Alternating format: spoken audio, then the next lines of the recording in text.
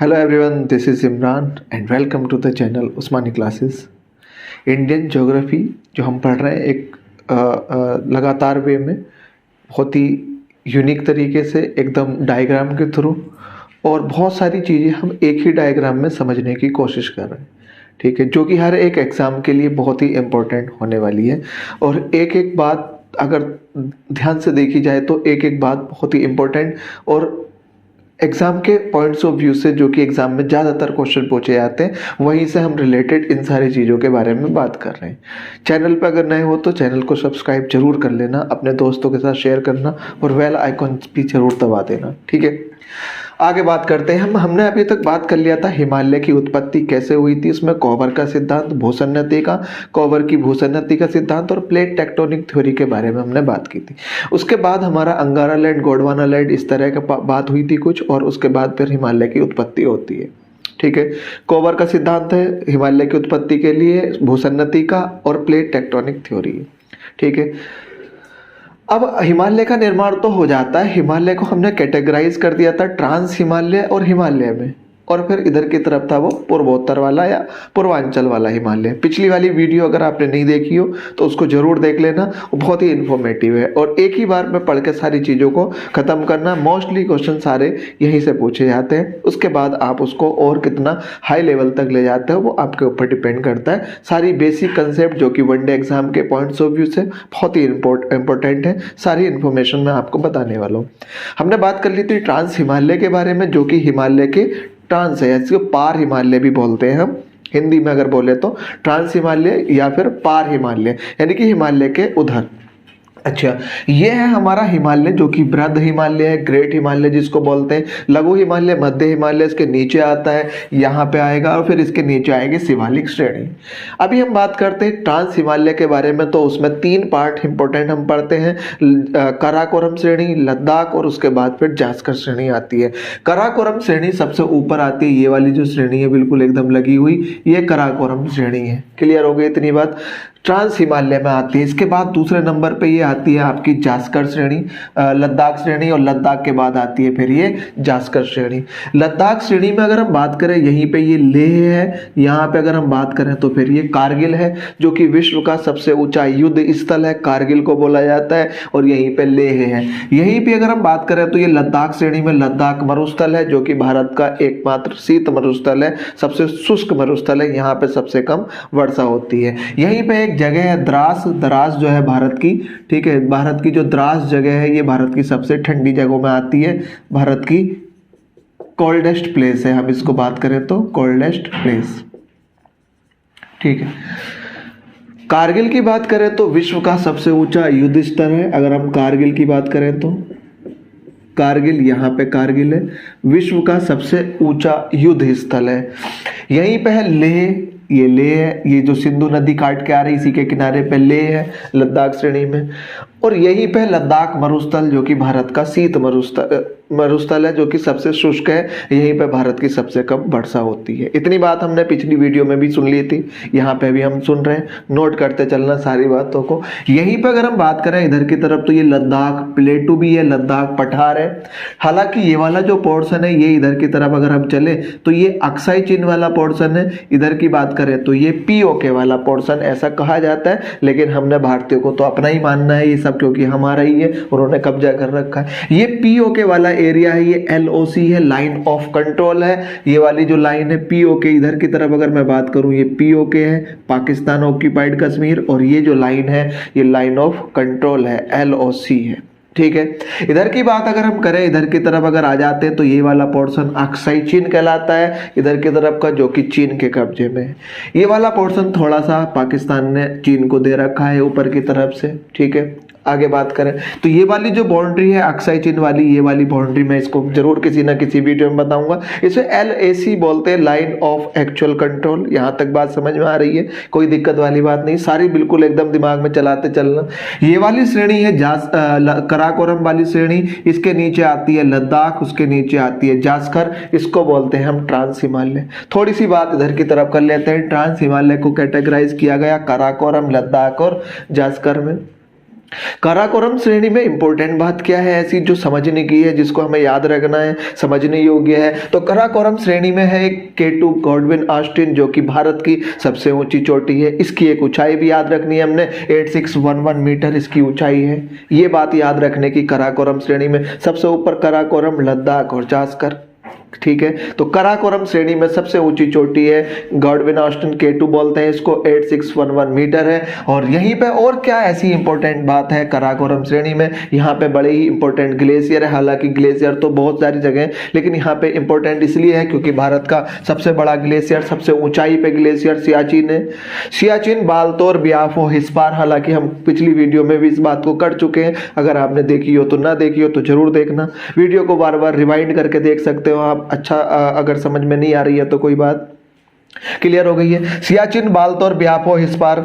इसमें इंपॉर्टेंट बात ये समझ में आनी है कि सियाचिन जो है भारत का सबसे बड़ा और सबसे ऊंचा ग्लेशियर है, ये बात जो हमें समझनी है। यहीं पे कुछ इंपॉर्टेंट दर्रे भी हैं, अगर हम बात करें तो मैंने यहाँ पे इसको पिक्चराइज करने की कोशिश की है। मिनटेक हो गया, अगिल हो गया, काराकोरम, और इस वाली श्रेणी पे, ये वाली जो श्रेणी है लद्दाख वाली श्रेणी, इस वाली श्रेणी में ऊपर की तरफ अगर हम बात करें तो ये अब केंद्र शासित प्रदेश में ऊपर लद्दाख हो गया। मैंने एक वीडियो में जरूर बताया था इन सारी चीजों को, तो वो सब पता होना हमें बड़ा ही जरूरी है, आवश्यक है। इसका उसका पता होना, सारी ज्योग्राफिकल स्ट्रक्चर भारत की पता होना, कौन सा स्टेट कहाँ है, कौन सा केंद्र शासित प्रदेश कहाँ है, ये बात का पता होना बहुत ही इंपॉर्टेंट है। ठीक है, तभी ये बातें समझ में आएंगी। आगे बात करें, ठीक।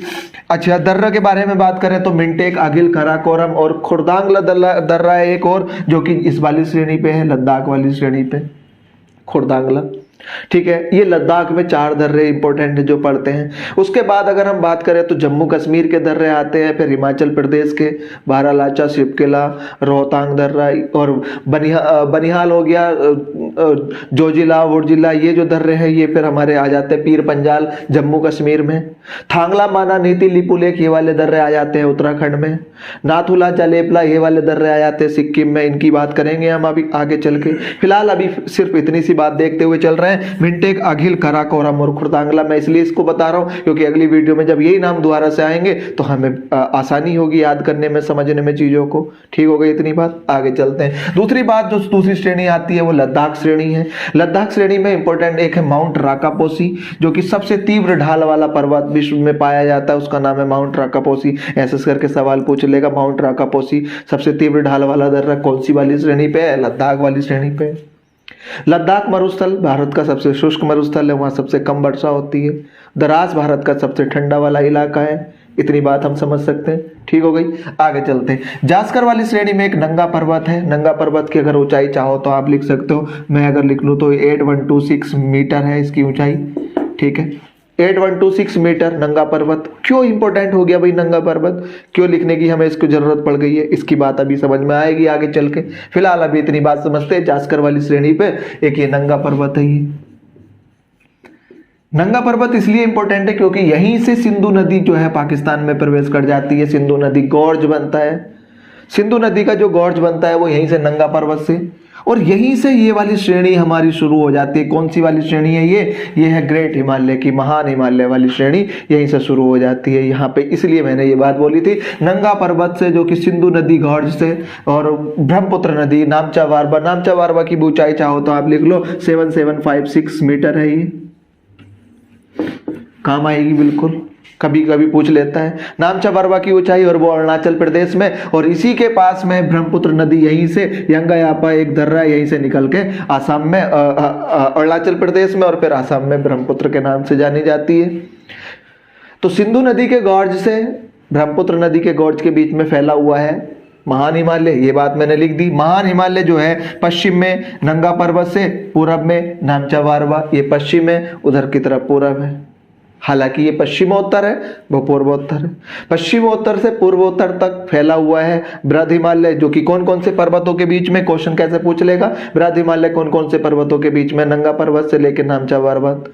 नदी के बारे में अगर क्वेश्चन पूछे तो नदी से ऐसे पूछेगा, सिंधु नदी के गॉर्ज से ब्रह्मपुत्र नदी के गॉर्ज। और ये जो सिंधु नदी का गॉर्ज है ये सबसे गहरा है, लगभग इसकी जो गहराई है अगर हम बात करें तो लगभग 5200 मीटर तक इसकी गहराई है सिंधु नदी का जो गॉर्ज है। ठीक है, यहाँ से जो है ये मिनटेक से ये जो है यहाँ से एंटर करती है लद्दाख वाले इस वाले पोर्शन से। ठीक हो गई इतनी बात। और यहाँ से ये बाहर निकल जाती है सिंधु नदी, और ये मानसरोवर झील या फिर चेमा योंगडुंग से कह सकते हैं। क्लियर हो गई इतनी। चिल्लाम से बाहर निकल जाती है, चिल्लाम से, यहाँ एक चिल्लाम जगह, गिलगिट बाल्टिस्तान से। ठीक है, ये वाला गिलगिट वाला एरिया है। इतनी बात समझ में आ गई भैया। ये नदी के बारे में हम इतनी बता रहा हूँ, एक बार और पढ़ेंगे तो और दोबारा समझ में आ जाए, कोई दिक्कत नहीं। यहाँ तक बात कर रहे हैं महान हिमालय के बारे में। पश्चिम में और पूरब में कहाँ कहाँ से? पश्चिम में नंगा पर्वत से नामचा वारवा। नदी की बात करें तो सिंधु नदी के घाट से ब्रह्मपुत्र नदी के घाट तक फैला हुआ है, पूरा एकदम लगातार है। ठीक है, बहुत ऊंचा भी है, ऊंचाई इसकी सबसे ज्यादा है, जो कि कितने, लगभग इसकी औसत ऊंचाई की बात करें तो 6100 मीटर के लगभग इसकी औसत ऊंचाई आती है। यानी कि इस पर जितनी भी चोटी, विश्व की सबसे ऊंची चोटियां जितनी भी है 10, वो सारी की सारी इसी के ऊपर ही है। ठीक है, महान हिमालय के बस एक K2 को छोड़ के, जो कि वो काराकोरम वाली श्रेणी पे है। अभी हम उसके बारे में बात करेंगे आगे चल के। लंबाई की बात करें तो भैया 2400 से लगभग 2500 किलोमीटर तक इसकी लंबाई है, वहां से वहां तक अगर हम बात करें तो। औसत ऊंचाई की बात करें तो 6100 मीटर है। ये कभी कभी सवाल पूछ ले आता है, बृहद हिमालय में से सिर्फ बृहद हिमालय, महान हिमालय की औसत ऊंचाई कितनी है? तो ये 6100 मीटर के लगभग है औसत ऊंचाई। चौड़ाई की बात करें तो इसको भी देख लेना, 25 किलोमीटर के समथिंग है, और नामचा वारवा से और नंगा पर्वत के बीच में। इतनी बात हमने बात कर ली महान हिमालय की, इसमें तो यहाँ तक हमें कोई दिक्कत नहीं हुई है। अच्छा, विश्व के अगर हम बात करें सबसे ऊंचे पर्वत, हमने अभी अभी बात की कि महान हिमालय में है, तो कौन कौन से हैं वो भी जान लेते हैं। वो मैंने वहां पे लिखे हुए, माउंट एवरेस्ट जिसको आगे सागरमाथा भी बोला जाता है वहां नेपाल में, और चेमालोंगबा के नाम से भी जाना जाता है। उसकी ऊंचाई की अगर मैं बात करूं तो इसकी ऊंचाई है 8848 मीटर। 8848 मीटर इसकी ऊंचाई है माउंट एवरेस्ट की, जो कि विश्व का सबसे ऊंचा पर्वत शिखर है। दूसरे नंबर पे फिर K2 आता है, जो कि भारत का सबसे ऊंचा है और काराकोरम श्रेणी पे है। इसकी ऊंचाई भी अगर हम लिखे 8611 मीटर, 8611 मीटर जो ऊंचाई है, तो ये K2 की है। भारत का जो सर्वोच्च शिखर है काराकोरम श्रेणी पे है इधर की तरफ। बाकी सब अब सारे जितने भी हैं वो सब के सब महान हिमालय वाली श्रेणी पाएंगे। क्लियर हो गई इतनी बात? आसानी है बिल्कुल, समझना बहुत ही। आगे बात करें कंचनजंगा, तो भारत की दूसरी सबसे ऊंची चोटी है। अगर वो कहे कि महान हिमालय पे भारत की सबसे ऊंची चोटी कौन सी? महान हिमालय पे, तो महान हिमालय ये है, वो तो ट्रांस हिमालय। महान हिमालय पे तो फिर हम कहेंगे कंचनजंगा, और इसकी ऊंचाई है 8598 मीटर।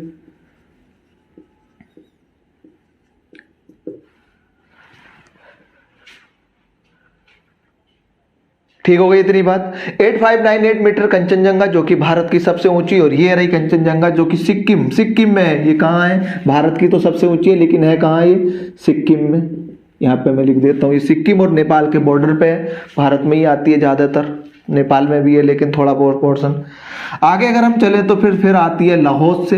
लाहौस से भी नेपाल और तिब्बत के बॉर्डर पे, नेपाल और तिब्बत के, तो तीसरी हो गई। उसके बाद चौथी है लाहौस से, जो कि नेपाल और तिब्बत के बॉर्डर पे। चाहो तो इसकी भी ऊंचाई लिख लेते हैं हम, 8516 मीटर।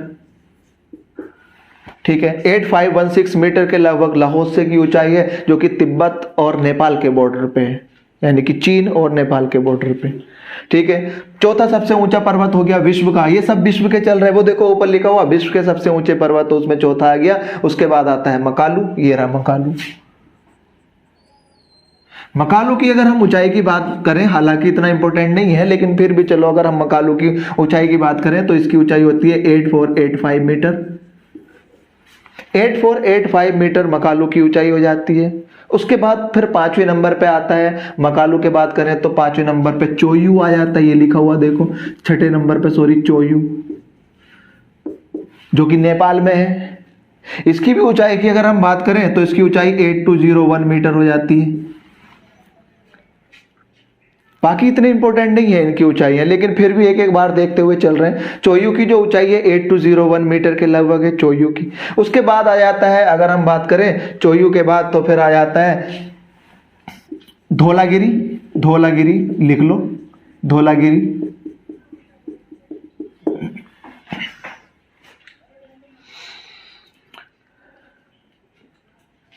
धौलागिरी की भी अगर चाहो तो ऊंचाई हम लिख सकते हैं, बाकी इतना इंपॉर्टेंट नहीं है, लेकिन लिखें 8172 मीटर।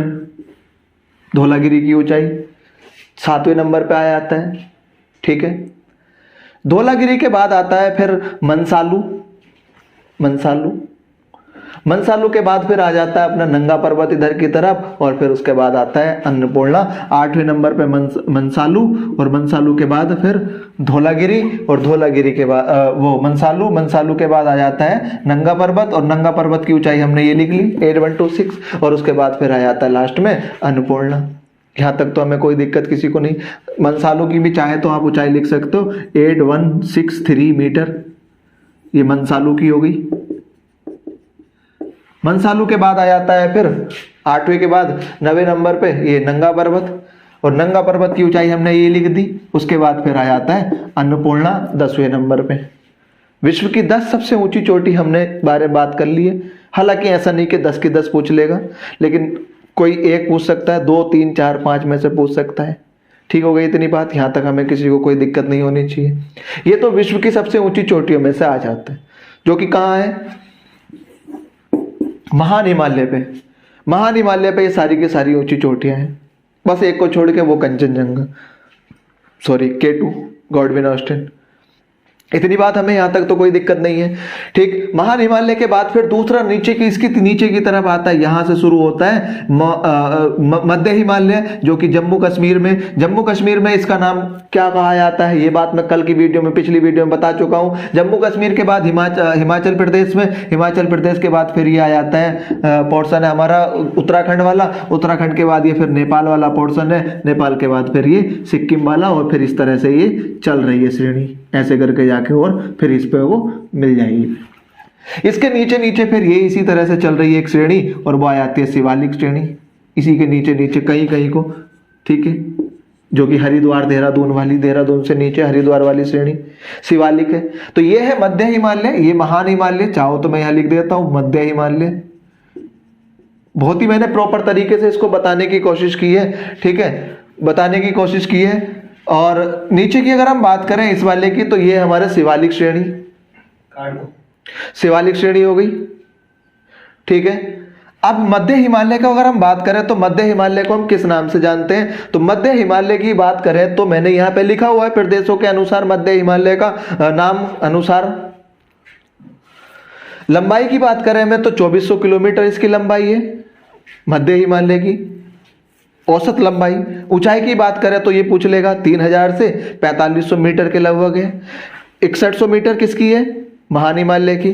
मध्य हिमालय की कितनी है, 3000 से 4500 मीटर के लगभग। आगे बात करें प्रदेशों के अनुसार इसका नाम क्या क्या है, तो जम्मू कश्मीर में इसका नाम जाना जाता है पीर पंजाल श्रेणी।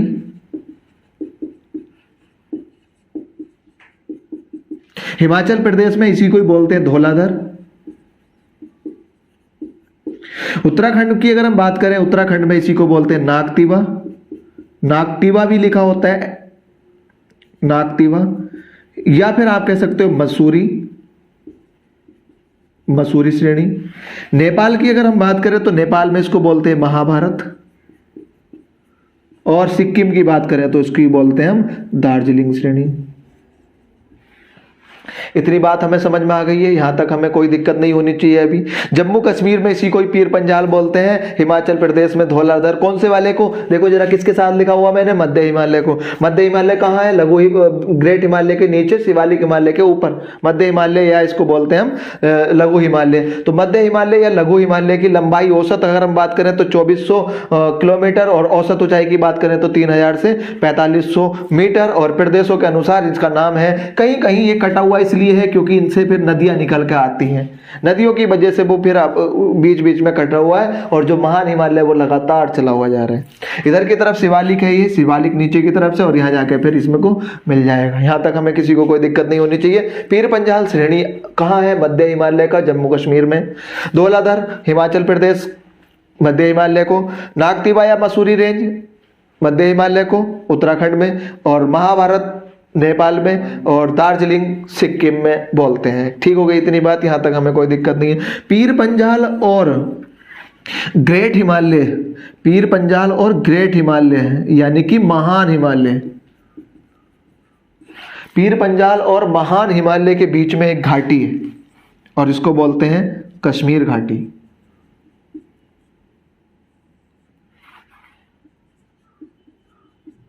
कश्मीर घाटी किस किस के बीच में? पीर पंजाल श्रेणी, यानी कि मैं अगर बात करूं तो यहां पे है कश्मीर घाटी, किस किस के बीच में है? इसको अगर चाहो तो लिखते हैं एक नए दूसरी जगह से।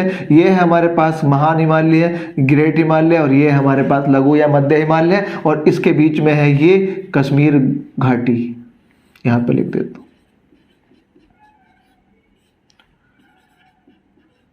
और इसी में ही यहीं पे ही है जम्मू कश्मीर में दजिंगम नेशनल पार्क,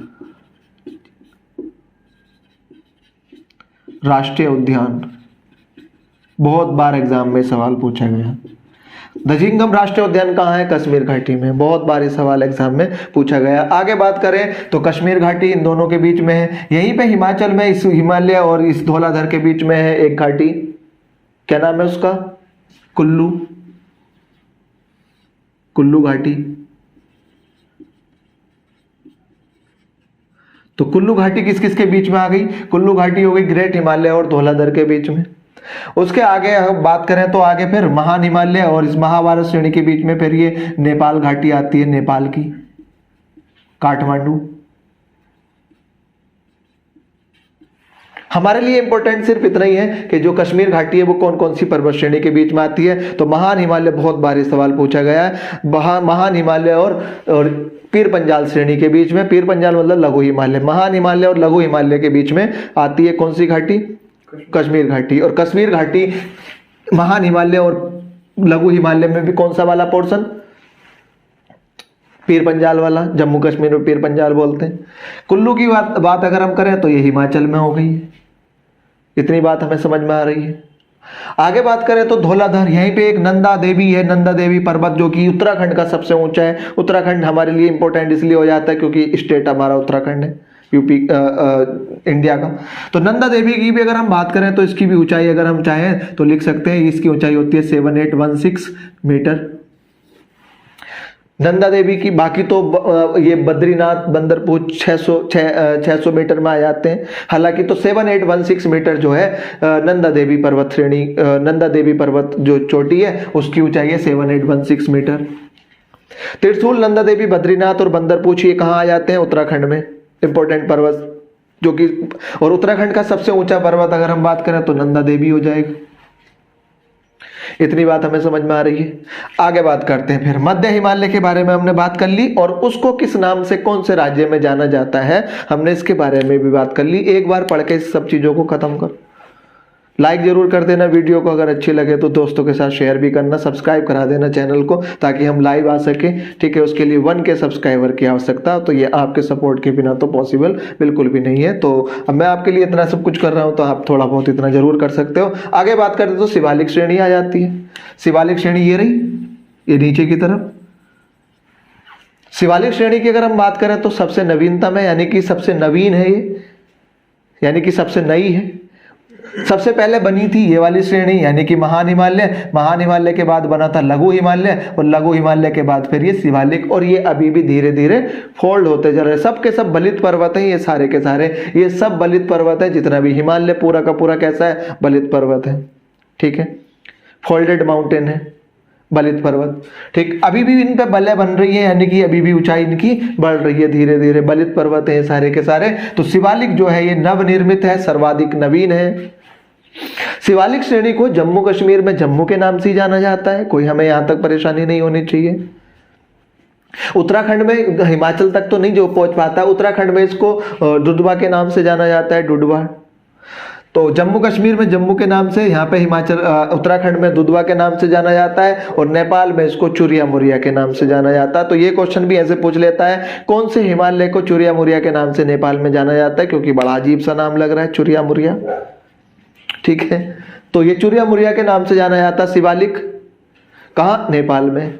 और यही जम्मू के नाम से जाना जाता है जम्मू कश्मीर में, दुधवा के नाम से जाना जाता है उत्तराखंड में, शिवालिक श्रेणी। और यही जो है सबसे अधिक वन पाए जाते हैं इस वाले पोर्शन में, क्योंकि बाकी तो सब बहुत ऊंचाई पे हैं, उन पे बहुत ज्यादा बर्फ पड़ती है, जितने ज्यादा वनस्पति नहीं उग पाती है। तो सबसे ज्यादा जो वन पाए जाते हैं वो शिवालिक वाली श्रेणी पे पाए जाते हैं, क्योंकि यहीं पे सबसे अधिक वर्षा होती है, और जब जहां सबसे अधिक वर्षा होगी वहीं पर सबसे अधिक वन भी होंगे।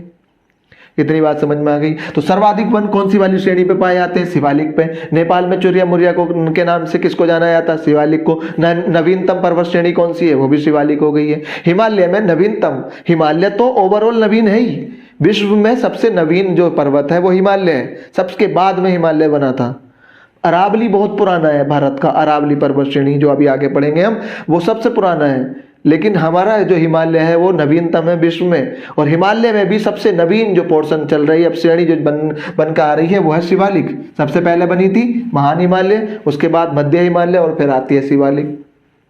उम्मीद करता हूँ इतनी इन्फॉर्मेशन बहुत है ये आपके लिए, जो कि बहुत इंपॉर्टेंट है और आपको बहुत अच्छे से समझ में आ गई होगी। और नहीं आई होगी तो रिवाइंड करके देख सकते हो आप वीडियो को। ये तो वीडियो है, आप इसको कितनी बार देख सकते हो इसमें ये आपके ऊपर डिपेंड करता है। ज़्यादा से ज़्यादा शेयर करना, लाइक करना, सब्सक्राइब करना चैनल को, और दोस्तों के साथ जरूर बताना सबको। आज के लिए इतना ही, मिलते हैं कल की वीडियो में। Thanks for watching and keep learning. Screenshot ले लेना इसका।